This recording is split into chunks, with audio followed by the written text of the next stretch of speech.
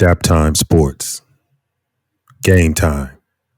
Full episodes can be found at Apple Podcasts, Spotify, or on our website at www.itsdaptime.com. Follow us on Instagram at Daptime21, Twitter at Dap_time, Facebook at Daptime, and on YouTube at Daptime TV. Thank you for your continued support. It's time.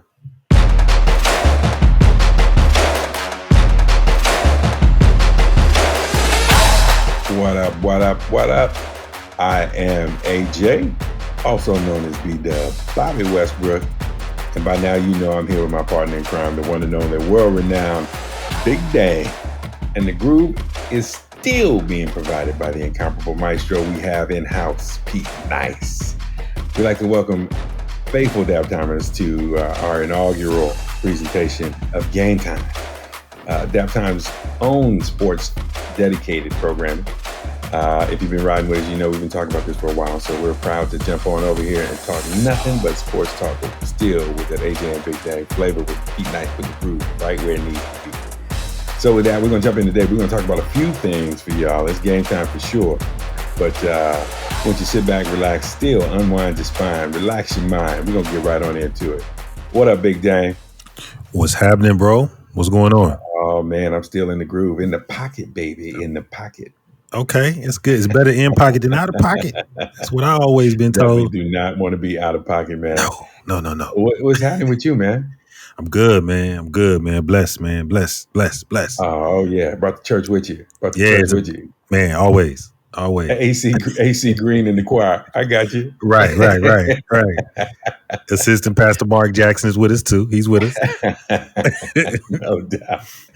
Hey man, for Daptimers, we got a few different segments over here. If you're familiar with our programming, our format, we like to break the show down into segments.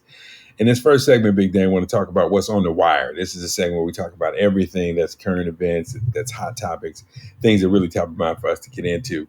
So when we look in this first installment of On the Wire, man, I want to get your take on what's happening with this NFL draft stuff, man. There's some conversations about player movement, teams are moving up and down, there are rumors. Are there any rumors? Is there any conversation that's piquing your interest right now?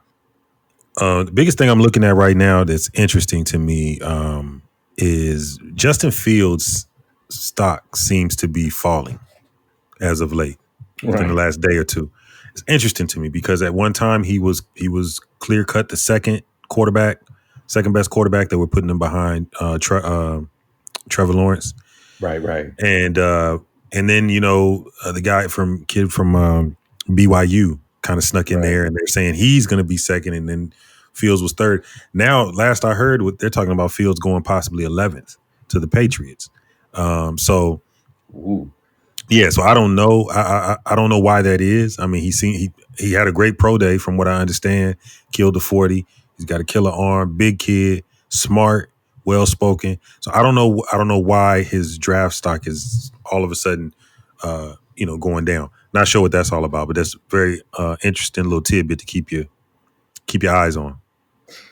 Yeah, I've thought about his stock fall, and I know we're going to talk about draft analytics in our main event tonight. So I'll save some of my comments for that. But I think, it is interesting to me how players move up and move down, right? And how the needle moves. One of the things that caught my attention was the 49ers moving all the way up to third. How they made that move, why they made that move, piqued my interest because, I know, they sunk a lot of money into Jimmy G. They gave Jimmy G a lot of bread. Yeah. And I know he's had availability issues, but, to my knowledge, just a couple of years ago, they were in the Super Bowl. Yeah. So, I'm really curious to know, what are they trying to do? They made some noise last year. Their defense looked pretty good. They have a few weapons, but clearly the quarterback position is a concern. Yeah. I'm curious as to why they would go that route rather than maybe look at a veteran. It's intriguing to me. I think it's pretty obvious. I mean, you don't move up that high unless there's a reason, It's perplexing to me too, though, because they did sink a lot of money into him, which to me symbolizes a pretty good commitment, pretty solid commitment. But, it's a what have you done for me lately league. And yeah, 2 years ago you were in the Super Bowl, but what have you done for me lately? I mean, Right. Kaepernick was, I think, 2 years removed from a Super Bowl Right. when his whole thing went down. So it's we can't hang our hat on past achievements too long. It's just how it goes. I haven't, it's funny, man. I think when it comes down to the draft, one of the things that I love that we're going to talk about this more later, but I haven't heard anything that's been like earth shattering. I think the two things that were intriguing, the Niners moving up because that was a huge leap. Mhm. Um, and watching Justin Fields stock fall. Those are the real keys. No shockers, except for I did see a DN ran like a 4.340. So I think around the players, there's a lot of intrigue. I'm going to be paying attention as the weeks come forward. Continue to move forward to see who else pops up on the radar. I think you've got Yeah. running backs who in this draft. That's the other thing. Each draft you have a skill position, either receiver or running backs or DBs. Like Mhm. just they seem to be, there's a bunch of them and it's a rich draft for that. Seems like there are a few running backs in this draft. So to see if any of them really go first round or a team's going to push, wait late first round, second round, it'll be intriguing to watch. I heard some noise about the running backs, both of the backs in North Carolina moving up and being in the top four backs to be taken. So as Mhm. we continue to go down the road, get closer to the draft, I think getting more specific about who's going to be in that top crop and how teams are going to use those picks to get value, that's going to be really intriguing. Other news on the wire: Roy Williams, North Carolina coach, 33 years coaching in NCAA basketball, retires today at the age of 70, and steps down. Um, First of all, I just want to take a minute and recognize Roy Williams. What do you think of him? When you think of Roy Williams, what comes to mind for you? Um, I don't know. I never was a big North Carolina basketball fan. Um, I Boo. know, I knew that was coming. But I think so. I don't know too much about him. I didn't follow him that closely. But anytime you're at one, I think he was at Carolina all 33 years, wasn't he?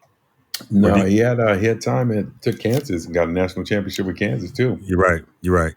But either way, anytime you're able to stay in that one field, especially dealing with college children or college young people, um, for that long, uh, that says something. That says something because, Mhm. especially in this day and age, if he wasn't a good guy, if he wasn't impacting these people, these youngsters in a positive way, it would have came out. You know what I mean? Right, And I never heard anything bad. There was one little deal with some academic stuff or what, but that's nothing. That's nothing right. compared to. I mean, it's nothing. Um, so I mean, yeah, all in all, man, to dedicate yourself to the service of young people, impacting their lives, preparing them for life. Everybody didn't go to the league. Some just finished his program and finished school and went on to be husbands and fathers and productive members of society. So, uh, big up to him. Big up to him, man. Well Yeah, done.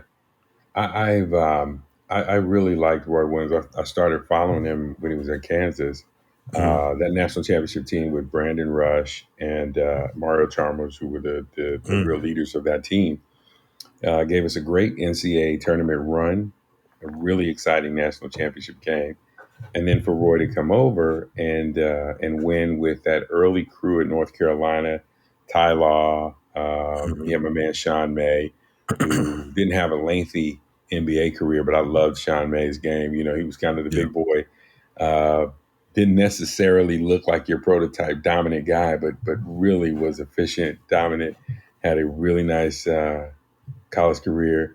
Tyler Hansbrough played for him. He just Mhm. got a lot out of players that you would look at and say, I don't Mhm. know, right? But He Roy was did. able to coach him up, and I think it speaks volumes because following in the footsteps of a legend like Dean Smith, and then turn around and come and continue to produce great talent, teach good basketball, teach a way to win, and have some players go on, like you said, go on and have great NBA careers, and others just go on to be productive citizens in society.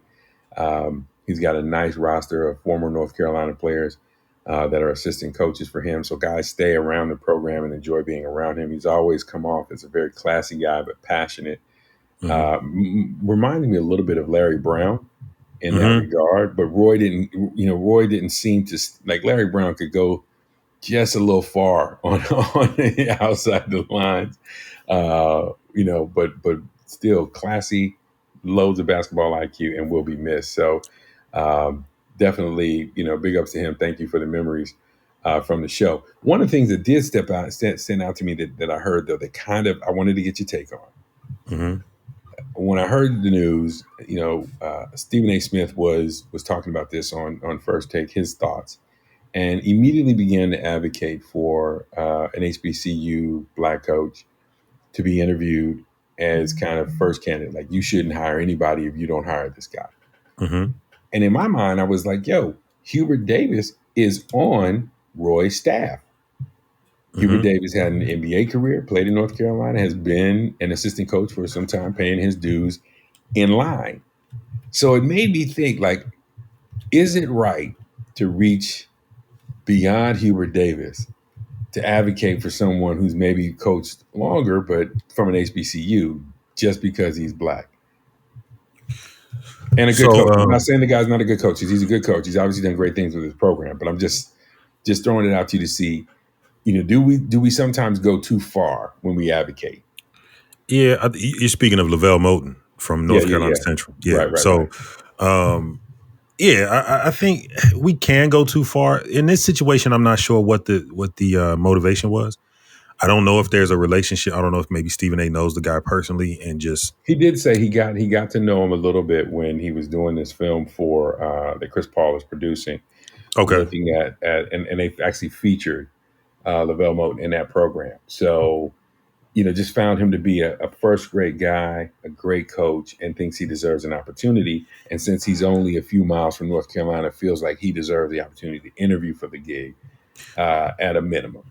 So a couple things. So if there's a relationship there, I'm assuming I don't know if Stephen A. has a relationship with Hubert, but I would think he does. You know what I mean? I would think he does. Covering sports, but I mean, maybe it just in his haste to get this guy's name out there.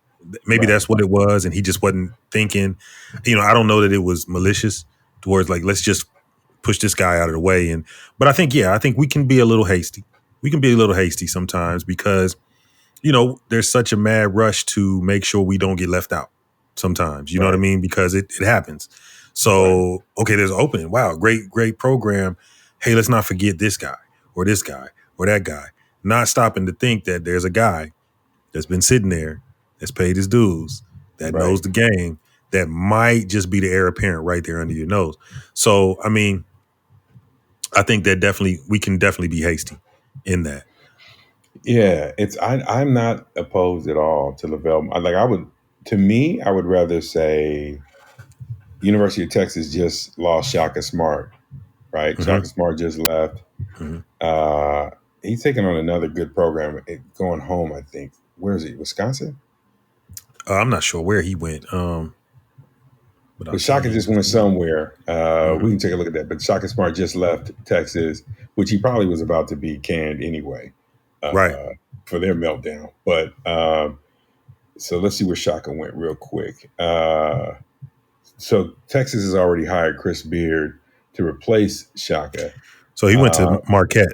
Marquette, which I think is home for him, right? It's in Illinois. So, Yeah. so in my mind, I think the idea that there are going to be coaching vacancies with the movement, like I would have loved for him to be advocating for Lavelle to be interviewed for a big time job. I think part of the reason that it makes sense here is because he's already been recruiting in that region. So that's a job right there in his backyard. He can take his recruiting prowess, go right to North Carolina, get a prestigious program, pay to do. It's a great story, right? Right. But that's if North Carolina doesn't have somebody already that fulfills kind of what we want, which we want to see a good coach. Number one, a good coach. Somebody's going to teach basketball, can handle the X's and O's, can game plan. And also, if it's a brother, that's great, Mm-hmm. right? I mean, you want to see that. Um, What we don't want to see is somebody get another job that may or may not be too big for them. Mm-hmm. You know, and by too big, I'm not saying that the university is too big or the camera or the stage is too big. But you and I both know a lot of coaches fail because they get in programs where the alumni are super influential, Mm-hmm. and half your job is convincing the alumni that the program's in safe hands, Mm-hmm. Mm-hmm. right? You're not going to do anything to tear it down. And hey, these big programs, boosters are putting money in kids' hands. Sometimes, you know, you get undone by what you don't see. Mm-hmm. And that happens, right? And you find out about it later. So Hubert's there. He's in this. There's a reason why him being an heir apparent is a better name in my mind to put out there than to take a brother and pull him out where he's doing good. Mm-hmm. And there's a push now for athletes to go to HBCUs. Master P's Mm-hmm. son just said he's going to what, Tennessee State? Tennessee State. You Yep. know, so you've got really 3 and 4 star athletes choosing HBCUs. Like I just don't know. I think like sometime in our haste we reach too far, right? And that's just so that's that. You know, that was I just crossed agree. my mind. I agree. No, I agree with that. I think I know where it comes from, and I think, like I said, I think it's that, in the back of your mind, it's like, hold on, we don't want to get left out. So let me so we don't stop and think, you know, wait a minute, don't want to Right, disrespect anybody here. You know what I mean? So I get it. I definitely get it. right on. Well, Big Dan, keeping the show moving straight ahead, man. Want to jump to tip off? You know, Mm-hmm. this is a segment where we're going to get into kind of what's top of mind for us, trends in the game. We'll also use this segment to talk about sports business. Today at tip off, man, I want to get your take on the NBA playoff play-in format. This is really interesting to me. This Mm-hmm. idea that teams 7 through 10 compete for the seventh and eighth spot, Mm-hmm. and then have to compete going forward. First of all, what are your thoughts? I mean, there's between Eastern Conference and Western Conference, very different field of teams in that group. Yeah. Yeah. I like it. I like it a lot. I think it spawns competition. You know what I mean? And I think, we've heard it before. There will be teams who say, as long as we come in at about the 4 seed, we're good. Hmm. We don't have to be the 1 seed. You've heard a lot of LeBron led teams where they say, "Oh, LeBron's not worried about being the 1 seed. He just needs to get in." Well, Right, now you better not be 7 or 8, because now you got to have a playoff before the playoff. You know what I mean? right, right, But I right. think it gets the competitive juices flowing. I think Hmm. the teams will come in. I think, especially in the West, 7 through 10 is going to be a doozy in and of itself. You know what I mean? When you look at the Yeah, teams that could very well be in that. So if any of those teams, whoever ends up in, they're going to appreciate. I would think that they would appreciate it that much more because they've already had to fight just to get to that point. Now you right, got to deal with them. You talk about a tough out. I mean, can you imagine? You know, you're a 4 seed, but you got to see. You got to see or excuse me, you're a 1 seed, but you got to see a Golden State right, now, because they right. may, because I think they're what, ninth or 10th or something like that right now. They're in eighth spot right now. Okay, so you got to see them or whomever. You know what I mean? There's quite a few teams. Sacramento could be in that mix. They're Yeah, a they're scrappy hovering team around right that now. line. Yeah, Yeah. yeah, So I mean, and like I said, not only do you have to see them, you have to see them already. They're already battle tested. They've already had a fight, so they right, looking for all the smoke now. They right. Oh, smoke. they didn't already they didn't already got they didn't already got warmed up. So I love it. I think it's a great idea, and I think it should make things real exciting. I agree with you, man. I think it gives the playoffs another layer of excitement, right? It's Hmm. kind of before your 40 days and 40 nights of hoop. Like this is going to warm you up in a nice way. And earlier when we were talking about this in pre-production, man, I was like, okay, I don't know if the East is going to be the same. But looking at the Eastern Conference standings, man, it's nasty down there too. And it's even worse because from 4 through 6, almost identical records, all with 24 wins. 7 is at 23 wins, 7 and 8. So the drop off isn't huge. So you could see anybody between the Heats to the Bulls, with the Knicks, Hawks, Celtics, and Pacers all hovering down at the bottom of the pack. It is not pretty, right? So you've only got the Nets, the Sixers, and the Bulls. Actually, and believe it or not, the Hornets Yeah, are in the number 4 spot. yeah. The So, LaMelo, well, LaMelo less Hornets now, but yeah, and Scary Terry, who is known for Scary big Terry. moments, right? Yes, sir. Yes, sir. With uh, you've got competition, I think, all throughout. So to me, this last 25, 30 games that we've got to see before this wraps up are going to be exciting. But when we get to the play-in, that is going to be like yes, your warm-up. Get your popcorn ready, T.O. Get your popcorn ready Yeah. because it's going to be a show. Yeah. These last 25, 30 games matter, man. They They really do. matter. They Yeah. really do. And I think in terms of teams, it's really going to, for teams that need to get healthy, Mm-hmm. there just isn't room. Like you got to do this right now on the fly. Mm-hmm. Steph Curry fell a couple weeks ago, Mm-hmm. bruised tailbone. I don't know if have you ever had a bruised tailbone?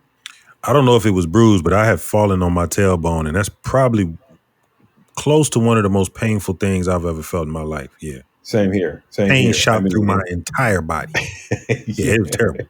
Well, it's to me, the immediate pain is rough, but the healing is what Yes. was brutal. It's just that Yes. it's tender for so long, like sitting, everything's uncomfortable. So, um, I think hopefully he can get healthy in the Dubs case. But to your point, you've got so much competition at the bottom of the pack in both conferences. I think it's exciting basketball to tune into the rest of the way. I wanted to Mm-hmm. ask you for tip off today, Big Dame. What are 3 things, 2 or 3 things, right, that are not being talked about that could end up being major factors as we get down here to the close of the NBA season? What are 2 or 3 stories you think? I don't really hear a lot about this, but this could be an issue. So one major thing that sticks out to me, and people kind of dance around it, but nobody's really talking about it, is KD going to be back for the playoffs? And if so, is he going to be 100%? Is he going to be 95, 90? What kind of shape is he going to be in?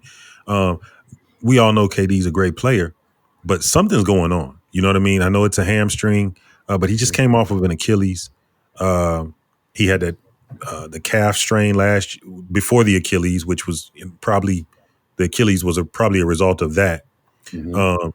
But it just makes me wonder, like all this time he's taken off, I wonder how, and he looked great when he came in early in the season, Mm-hmm. but I'm just wondering if there's not something else there. You know what I mean? Mm-hmm. And I just wonder how that's going to work, because I don't think it's going to be as simple. Everybody just assumes, come playoff time, he's just going to jump back in and they'll be full steam ahead. I don't know. I don't know that that's the case. Conventional wisdom and has always said that it's and other athletes will tell you it's not the next season, it's the season after that you Mm-hmm. really are back to yourself or whatever your new normal is going to be, because I don't know if you ever really get back 100%, Mm-hmm. but to the best that you can, it's the second year after the Achilles, right? So the concern I have is I look at the guys who've come back.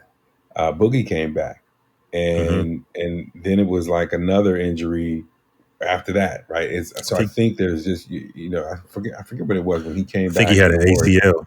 He had the ACL. Then he Mm-hmm. has a quad thing behind that. Like he just ended Mm-hmm. up on this string of injuries. Mm-hmm. Um, and so I think if Katie's dealing with a hamstring, are they trying to load manage around something because they don't want him to fatigue it and whatever? But we just got through talking. It's going to be so competitive. Like if you've got to see Atlanta first, Right. Right. and that's they're gonna run you up and down the court. Right. They're gonna if you got to see Miami first, Jimmy Butler's doing work. Well, here's what's crazy, because we haven't mentioned these guys in a long time in conjunction with the playoffs. If you got to see the Knicks right now, Right. you're gonna have to fight. Right. A You know fight. what I mean? You're gonna have to A fight. fight. So I mean, it's Yes. no easy outs. I don't really see any easy outs in any of these any of the rounds. So I'm just that's one story that I'm really interested to see what kind of shape he's really in. How they mesh when he comes Mm-hmm. back. I Mm-hmm. don't think that'll be a big issue, but you never know. Mm-hmm. James Harden playing point now. Kyrie shows up sometimes, you know what I mean, and plays a little bit. So I mean, we'll just it's going to be interesting to see. It's going to be very interesting to see. One of the things that's not talked about that I took notice of, and no one's ever. I don't recall anybody ever making a comment when Boston went to the conference finals with those young guys. Mm-hmm. Al Horford was on that roster. Mm-hmm. You know, they don't have any real strong, proven veteran leadership. Mm-hmm. They've got the Mm-hmm. crew of young guys who've been there. They've got the guys who know the system, and you could call Marcus Smart a veteran leader. But in terms of somebody who knows what it takes to win, somebody who's been there, who's been through, it's battle tested deep into the playoffs, that can help be a stabilizing force um, to plug in, because players will tell you, man, it gets to a point in the season where you just check out. It's just hard to stay that focused and disciplined. Boston is sitting down there in the eighth spot. Like there's no reason Boston should be that low. Now, we talk, there's between the fourth spot and the eighth spot, you're talking about a difference of 6 or 7 wins. So it's not that big Right. of a difference, but it's big enough, right? They're losing games that they should win. No one's talking about the fact that, hey, this is Danny Ainge has been touted as a great GM. Why Mm-hmm. hasn't he gone out and gotten a veteran leader to be a part of that group? That's a good point. That's a good point, because I think when they were having all that success with those guys, what people fail to remember is that Al Horford was the reason. He was the leader of that team. Mm-hmm. He might not have been the one on the marquee. He might not Mm-hmm. have been the one in lights, but he was the leader of that team. It wasn't no question about it. Um, I think what's interesting about what's going on in Boston is I think a couple things will happen. I think, we all know it rolls downhill. So Mm-hmm. I think that I think that Stevens is on the hot seat. Um, because Danny Ainge is not going to take, it's going to roll down first. But Right. then you have to look at, because they have the talent, but something's missing. Something's missing in the locker room, and it's that presence. I think you hit the nail on the head. It's that veteran leadership. It's Mm-hmm. that calming sensation. That calming, presence. And it's just that foundation. You know what I mean? When Right. everything Right. gets crazy, when you want to check out, when practices are too long, when I'm just ready to go for my enjoy my summer vacation, you need somebody that and Al Horford was blue collar. Let's not forget Yeah. that too. Yeah. He was a worker. You know what I mean? So you need somebody that can reinvigorate those workouts and get everybody's head back in the game, refocus everybody. So I clearly they don't have that right now. So yeah, I'm No. with you. I I'm think with you. it's funny when I thought about it, and I recognized it. It really made me want to question Danny Ainge's moves. Like Danny Ainge, to me, he's great at stockpiling. I mean, he's a GM, he's a player, ex-player. You can't question that he's made some moves that have been winning moves. Why he has not secured veteran leadership for these young guys, when the rest of us can look. Jalen uh, Brown is phenomenal. He gets the job done. Jason Tatum shows up often, but not Yeah, consistently. yeah, Marcus Smart, you're gonna get it 100% of the time. The yeah, same guy, grit, yeah. grind. But somebody to anchor that's something that you would think Danny Ainge would recognize and go get something. And there have been opportunities, and he hasn't. So it makes me wonder: is there more that he's kind of laying his hat on? Is he waiting until the offseason and maybe there's a bigger move out there that he's planning to make? I don't know who's coming up in free agency that he wants to go get, but his free agency moves have not panned out. He went out and got Kyrie, did not pan out. So, you It, know, yeah. In fairness to him, though, uh, I think 9.5 GMs out of 10 is going to take the Kyrie deal and take a chance with Kyrie. I'm of thinking course, at that time. if you need if you need a point or whatever. Um, and I think when you look at veteran leadership, he does have Marcus Smart, who I would consider he's a spark plug for them, and a veteran.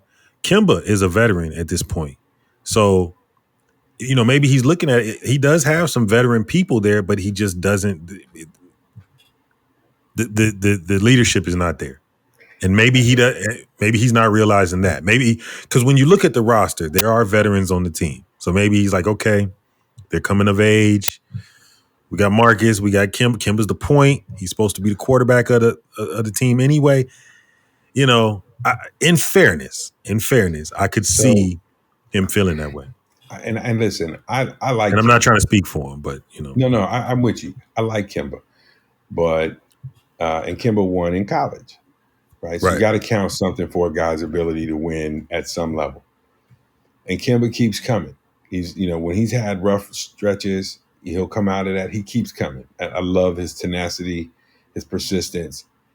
But when you look at the championship teams out there, there's always a guy on the roster who's been there.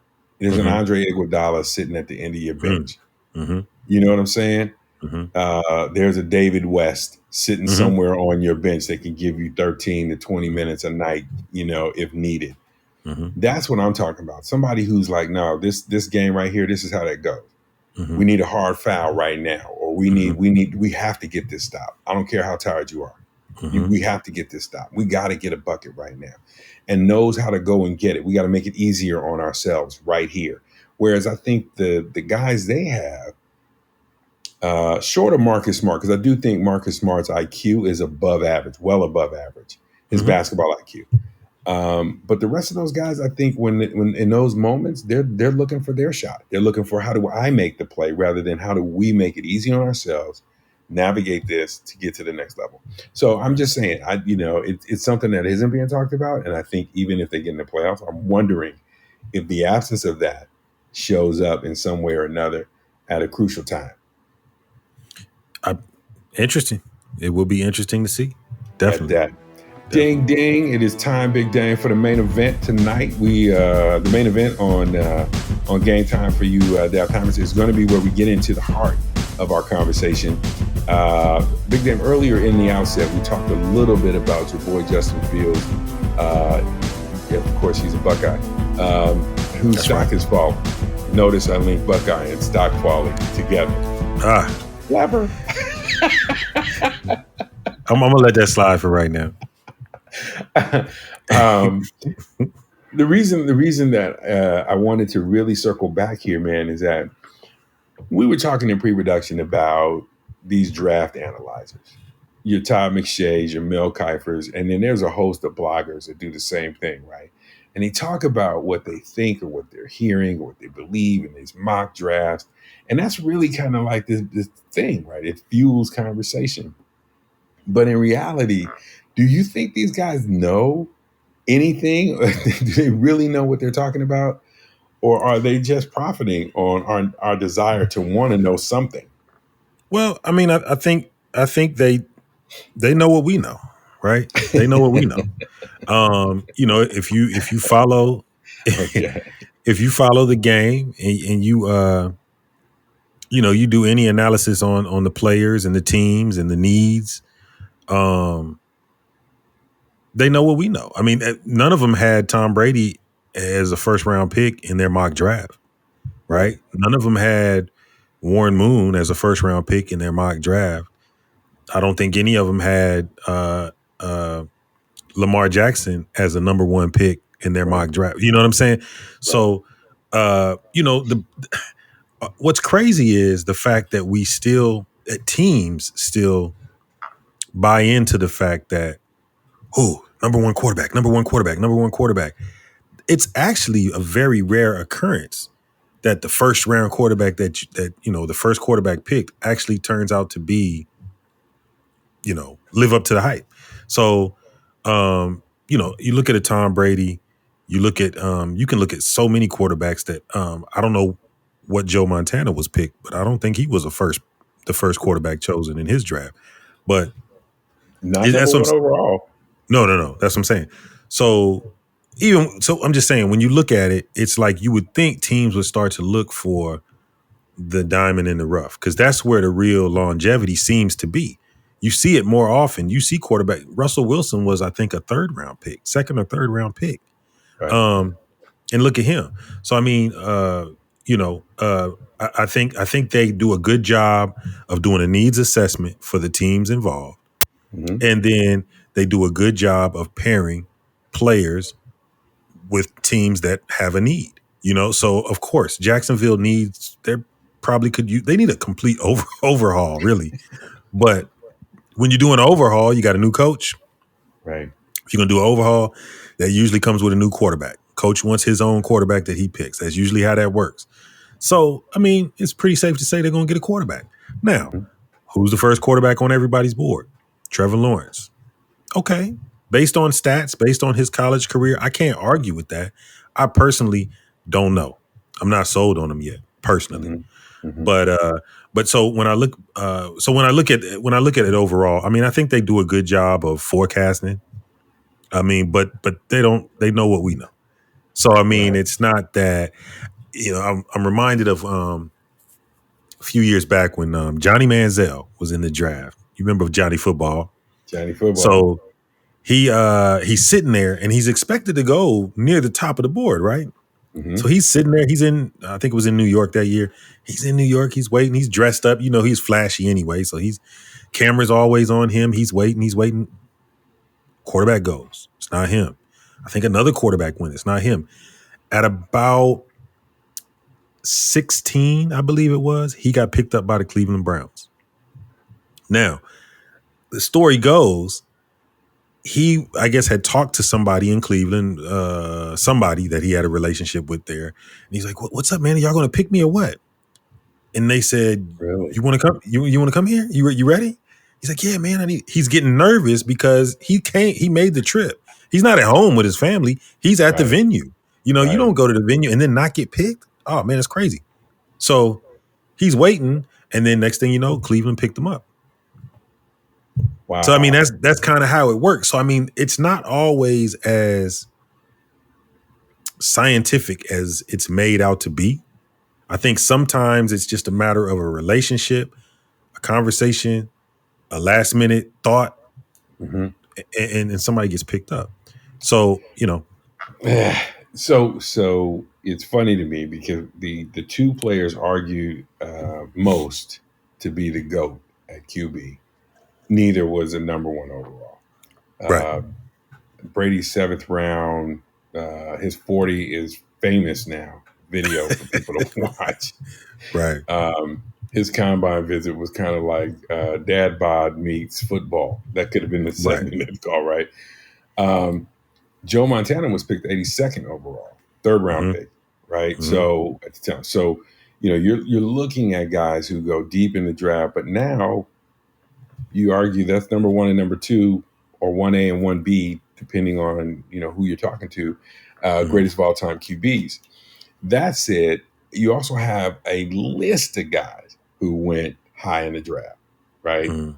Eric Crouch, or Tim Couch. What was his name? Tim Couch. Tim Couch, yeah. Who signed his deal before draft day. I think he's on the plane right after getting picked. You got all this footage of him.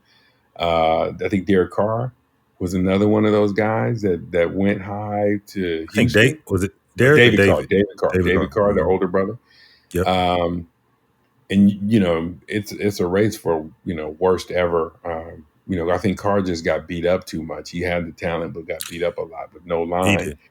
Couch had a serviceable career as a backup, but his starting run also, just lackluster is a nice way to put it.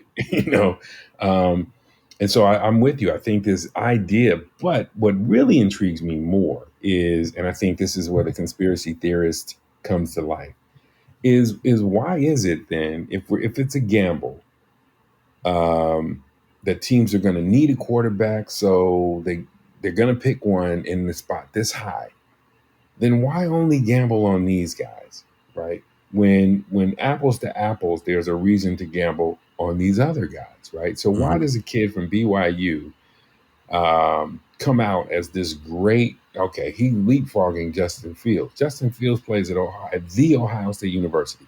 The talent he's up against day in and day out in practice, better, more than likely, against the talent that Zach is up against in BYU.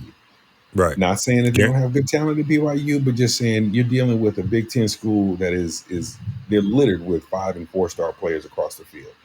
Right. And to say that just for some strange reason, all of a sudden Justin Fields is not even considered for number one, let alone number two, right? So it's like, Right. why? What? Right. Why the analysts who are these experts? They're being paid lots of money by networks to talk and give their opinion. Their opinion is for some reason, and now it's a phantom reason. Justin Fields not that guy. Throw out this year's draft. Why is Lamar Jackson not talked about as a number one overall pick in that draft? Oh, he runs. He's not. They're going to try to convert him. He doesn't want to convert. Really? Because that guy is balling. And not only that, Lamar Jackson, they were taking bids on him getting moved to receiver or some other Yeah, kind of skill he wasn't position. going to play quarterback in the NFL. Mel Right. Kiper was like, he's not going to play quarterback in the NFL. Right. So, I mean, I think part of it is, I think part of the situation turns out to be, we all have an idea. So it's a couple different things, right? So one of the big knocks that I've heard about Fields is, so there was the Big Ten championship game when he played against Northwestern. Mm-hmm. He had a rough game. But they had the running game going. I think Trey Sermon ran for about 300 yards or something crazy. He In that balled out game. of control in that game. Yeah, so I mean, it's he's got it going. The quarterback's having a rough day. It happens, right, to everybody.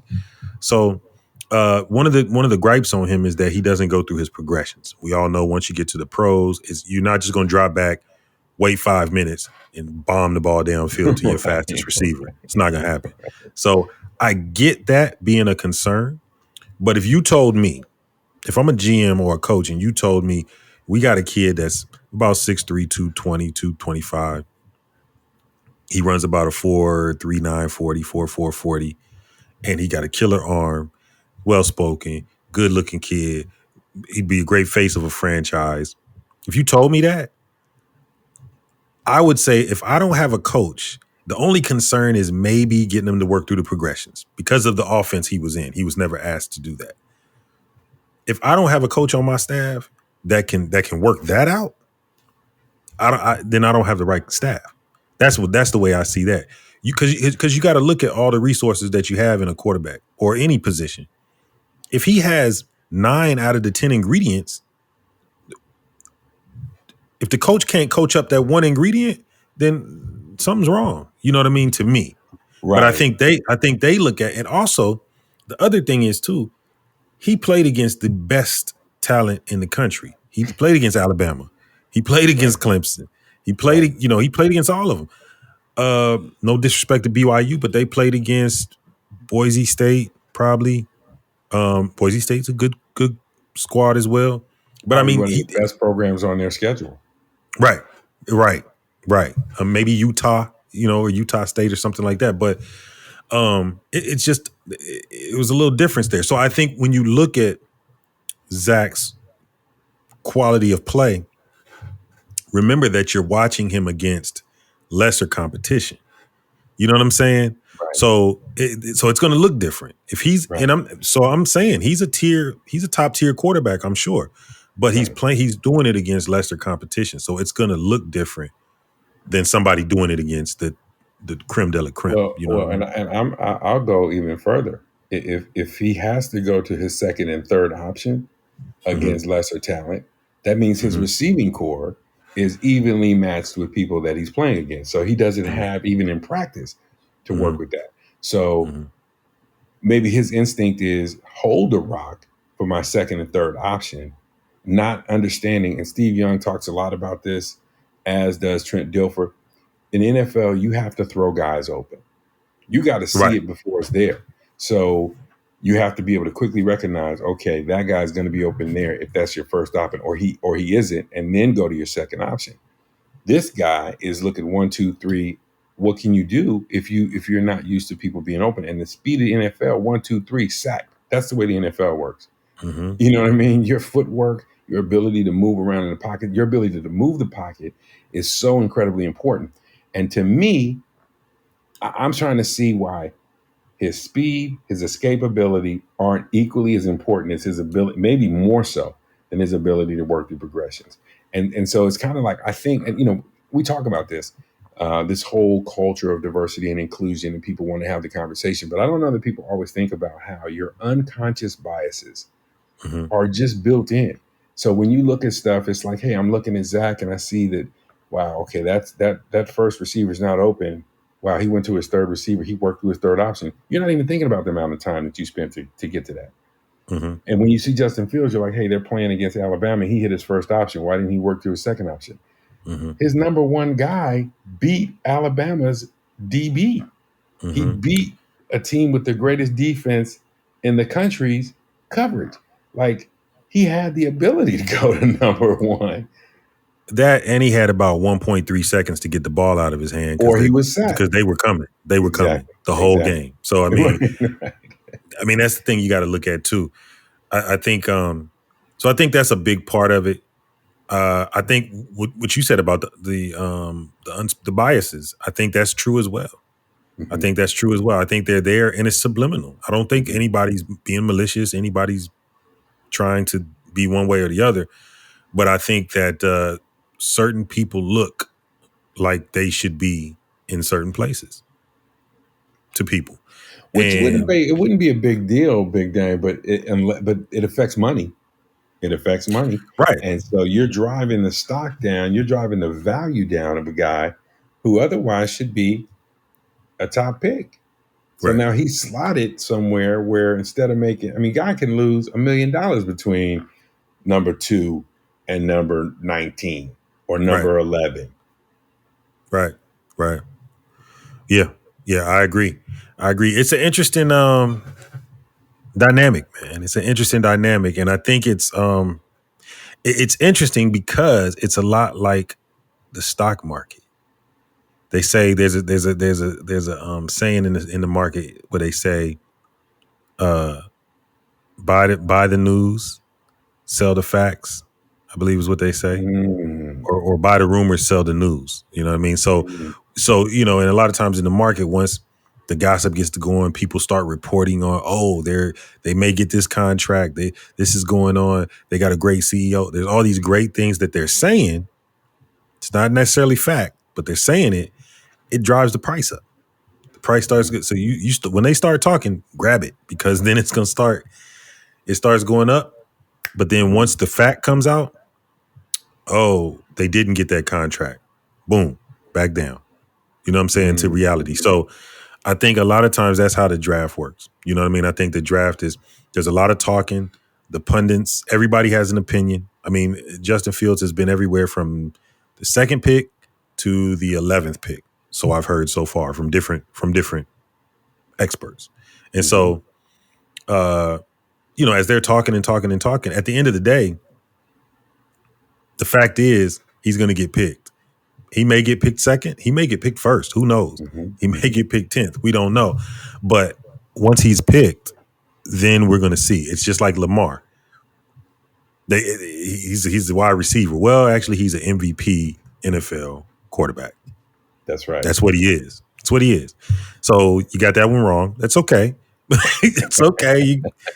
But I mean, and teams I think are smart enough, and coaches and GMs are desperate enough to keep their jobs, that they're understanding now that, hey, you know what? Regardless of what they say, we need to go by the eye test. Somebody looked at Lamar and said, I don't know what they're talking. That's fine. We're gonna work with his passing game. We're gonna get his passing game up to par. He's a player. He's a quarterback. That's what we're gonna do. You know, That's all it takes. I also have heard, and this may be affecting some of the draft analysis, pre-draft analysis.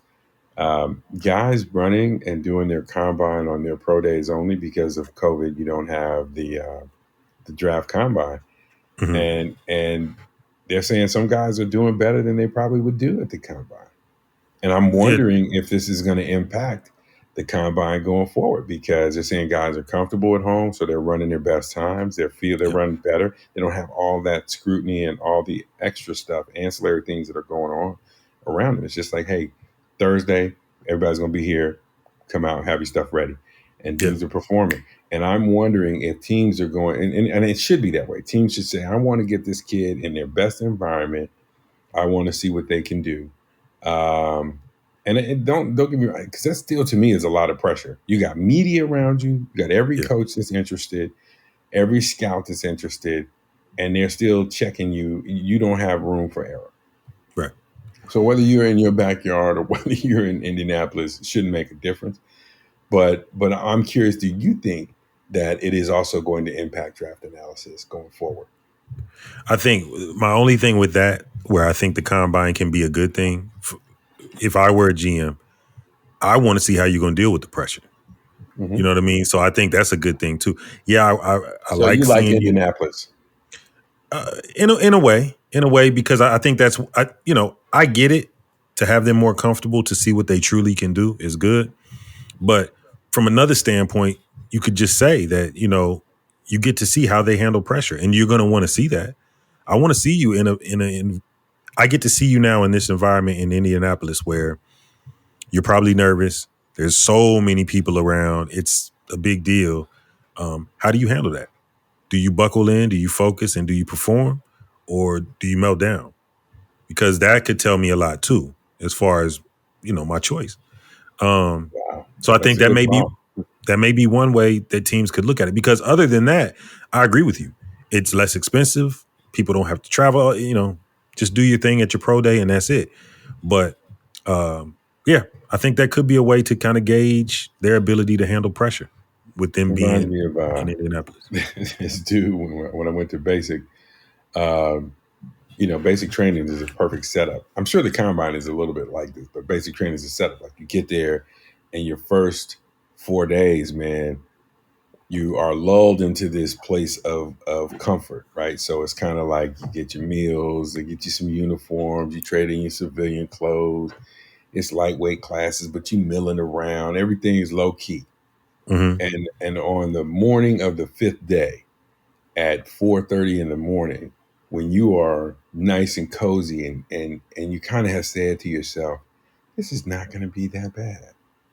Some maniacal posse of men clanging garbage can lids and beating sticks against aluminum, screaming at you, get up, get everything you own, bag it up, and get on this cattle truck. Now, the cattle truck probably should hold no more than, first of all, it should be holding cattle, not people. But, Right. but since it's been now repurposed as transportation, shouldn't be more than maybe 30 folk. But they're going to put 50 of us in these cattle trucks. So you're packed in and you're bear hugging everything you own to your name. And you had this dude talking about, I want to see, faces in butts, faces in butts. So you got people standing up on ledges, holding on with their stuff, and other people's faces mashed up against somebody's butt cheek, but they're packed in. And you take this ride, which you later find out really was about a 5-minute ride, but they drive you around for like 30 minutes, 40 minutes. So you feel like you're going miles away, and enough for the sun to come up. Mm. And this dude, I'll never forget, Sergeant Decker. He had his hat, kind of Clint Eastwood style, and he Mm-hmm. turned around. He said, "You have 5 seconds to get off this truck and find my blue line." I just used 4 of them. So when the doors open, people are just boom, boom, boom, boom, boom, boom, Mm-hmm. right? And of course, you never. I don't even know if there was a blue line out there. As soon as you get off the truck, people are yelling at you, right? Drop, drop, drop. So you do all push-ups. Man, this dude that was a part of our unit came in with us. That 35, 40 minutes of hell was so brutal for him that something happened to his nervous system, and he was unable for the next 8 weeks to do a push-up. Like he could not he could not push his body up, not just off the ground, not full weight, not on his knees. He couldn't lean against a wall and push his body off. His whole nervous system shut down. Man, the pressure of physical performance by the end of that 45 minutes of hell was so much for him. Now, bright dude, nice dude, he could do the runs, but sit-ups and push-ups, man, Harold's body would just start shaking and he couldn't do it. It was trauma. And so you talk about people shutting down when the lights come on, but I could see somebody, man, your whole life you've been prepared for this. But you get there and it's coaches yelling at you, you could do this. Come on, this is your moment. And you have people like competing, like, what your life was like, hey, mom sacrificed so I could play Pop Warner. And, Big Mom, Big Daddy bought me some shoes. And, my cousins always made sure I had this. Mm-hmm. But standing next to you is the cat that played barefoot till he was 12. Right. On a gravel field. On a gravel field. Yeah. Like, man, I'm playing so we can have, in-house plumbing, Right. like get Right. my family out the dirt. That guy's hunger. I mean, you could imagine dudes like, I don't know if I'm as hungry as he is. Like you Right. have to summon it for yourself. And that's so I get it. Maybe there is something more to be said. I think it'll be interesting to see on the other side of this. I definitely do. Yeah. Big game, no show, GameTime or Daptime lifestyle is complete without a Dap DNA. So I know you have got to have some Dap DNA for me for this inaugural episode of GameTime. What you got? Man, so Dap DNA for the Daptime Sports. I think we're gonna call this one championship rounds. These are the championship rounds right here. I love it. Championship rounds. That's where it counts. And I saw a quote earlier today from the great Muhammad Ali, and the quote states. The quote states, "There's no harm in getting knocked down. The harm is in staying down and not getting up." And so I think that touches on right now. It touches on sports, but it touches on, we specifically were talking about the draft analysis, the draft process. That's kind of been the theme of today. And one thing that's interesting to me is I think back to there was a time where black quarterbacks, we talked about Justin Fields a lot. We talked about Lamar a little bit, but there was a time where black quarterbacks were flat out not thought to not be intelligent enough to play quarterback, black guys. So for that reason, you have a Warren Moon who ended up going to Canada to play ball because he couldn't get a shot here. He went to Canada, had amazing success, and then came back here, jumped on board for the Houston Oilers, had an amazing career, probably one of the best pure passers. I mean, he doesn't get talked about enough, really. When you really think about his game, he doesn't get talked about enough, but great quarterback. You look at a Randall Cunningham, he can run, but had a great career, with Philly and Minnesota. So and now we've evolved into a society where, okay, they can play, but I wonder sometimes if those old residual thought processes are still there. I look at Lamar Jackson, and right off the bat, they're trying to put him in a different position. He should be a wide receiver. He should play this. He's now an MVP, NFL MVP quarterback. He did it, and he's still going. So, as this new group comes, this new draft class, understand they've already tried knocking down guys. They've already tried to say they should play a different position. They shouldn't be a quarterback. They can't be a quarterback. They're not intelligent enough to be a quarterback. There's no harm in that. The harm would be if Warren Moon never got up and kept pushing towards his goal. The harm would be if Lamar Jackson said, you know what, I'm going to play receiver. No, I'm going to get back up, even though you tried to knock me down, and I'm going to go after my goal that I've been fighting for my whole life. And he won. So that's it, man. As we go through life, just remember, man, just keep getting up. Just keep getting up. Doesn't matter what they say. It matters what you believe. So I love that you do that particular one, because I think there's an important element to that, to the black quarterback. We're still toting legacy, right? You're right. still walking in. You're adding on to the legacy of Marlon Briscoe, Doug Williams, Vince Evans. You're still building the narrative, because it isn't, Donovan McNabb, people knock Donovan, but Donovan won in Philly. He didn't win a ring, but he had Philly competing, and he had them as a winner. And so, I think there have been Steve McNair, the late Steve McNair, competitive, winning quarterback, smart quarterback, not just a running quarterback. So I think, the more these guys continue to come in and say, no, I don't care where you draft them. Let me get on the field and I'll prove myself. You got to throw out the outliers, right? There's always going to be outliers, but just like there are outliers in black quarterbacks, comparatively, you still have those outliers in white quarterbacks as well. I mean, I think the guy in Chicago, I can't even think of his name right now, but the dude they drafted, Mitch Trubisky, right? He was the number one guy, touted.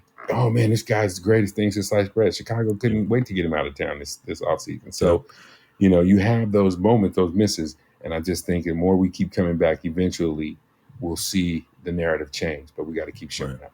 Man, that's a good one, Big Dame. Thank you so much for the conversation, and thank you for the nugget in the championship round for sure. Always nice as always, dropping the beat on time. But Daptime, we appreciate you tuning in to the inaugural Game Time. And we'll be back next episode with more from the world of sport. And you can always tune in, as always, to our regular program in Daptime Lifestyle, where we'll continue that conversation about everything else in the world, not sports related. So we'll tell you what we always tell you. Share this, 10 people. We want you to tune in. If you're catching us on YouTube, be sure to hit that subscribe button and the notification bell so you can get alerted every time we drop something new. And on all social media channels as well. You can catch us on Facebook at Daptime. You can catch us on Instagram at Daptime21 or on Twitter at Dap_time. And in the meantime, we'll leave you as we always do. When you wake up in the morning and you look in the mirror, there is your competition. We out. Peace.